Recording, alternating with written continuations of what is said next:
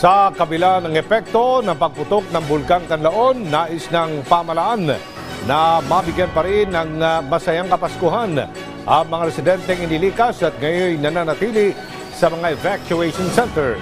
Kasabay diyan, walang patid naman ang pagpapabot ng tulong sa mga apektadong pamilya.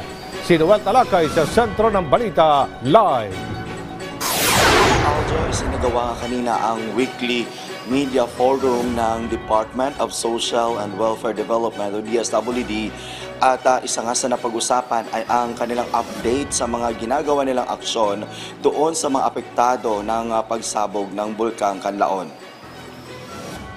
2 linggo na lang, Pasko na, kaya naman tiniyak ngayon ng DSWD na hindi magiging malungkot ang pagdiriwang ng Pasko ng mga apektado ng pagsabog ng Bulkang Kanlaon at pansamantalang nananatili sa mga evacuation centers.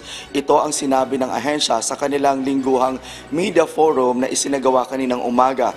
Ayon kay DSWD Assistant Secretary Juan Carlo Marquez, patuloy pa rin silang nakikipag-ugnayan sa mga lokal na pamahalaan na apektado ng pag-alboruto ng Kanlaon para mabigyan ng tulong ang mga biktima ng nasabing pagsabog, tulad na lang ng pagbibigay ng mga family food packs at pinag-aaralan na rin ang pamamahagi ng financial assistance.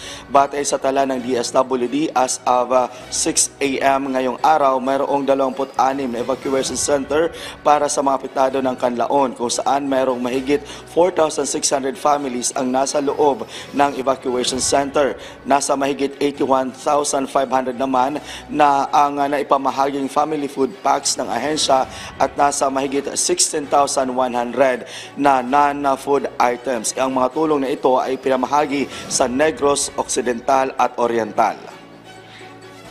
Patuloy pa rin naman nating susuportahan yung ating mga kababayan as part of the augmentation ang support sa ating mga local government units. Siyempre, lalo na ngayong panahon ng Kapaskuhan, ayaw naman natin na medyo malungkot na ngayong kanilang na-experience because of the eruption na displaced sila. So, this time of the year naman, bigyan natin sila ng saya kahit paano madami lang yung spirit of Christmas.